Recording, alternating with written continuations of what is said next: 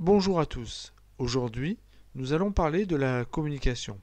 On ne va pas essayer de savoir pourquoi, mais plutôt comment. Pour cela, on va se poser plusieurs questions. Quand peut-on dire qu'il y a une communication? Quels sont les éléments qui composent l'acte de communication? Comment ces éléments agissent entre eux?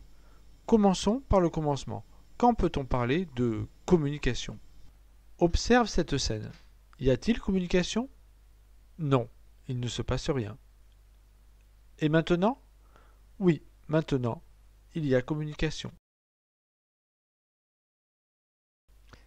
C'est assez simple en fait. Pour qu'il y ait communication, il faut un émetteur, c'est celui qui démarre la communication. Dans notre situation, c'est le petit bonhomme.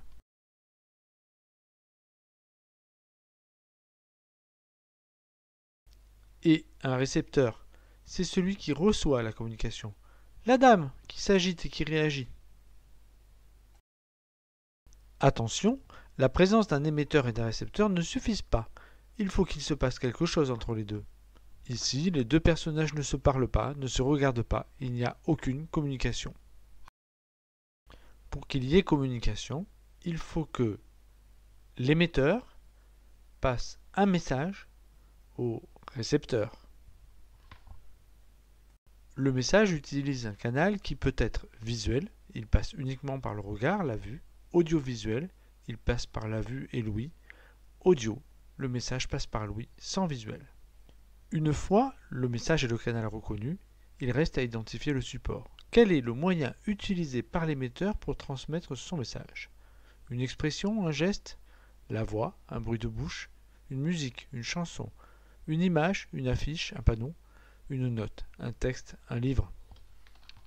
Voilà, vous connaissez tout sur la communication. À vous de passer à l'action pour mettre tout ça en pratique. Attendez, j'oublie quelque chose. Ah oui, en général le récepteur, celui qui reçoit le message, va réagir à ce message.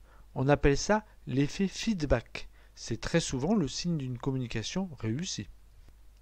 Allez, on résume.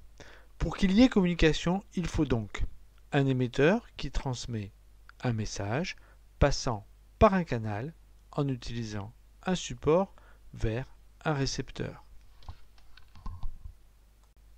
Et quand le récepteur réagit au message, alors on peut avoir un effet feedback.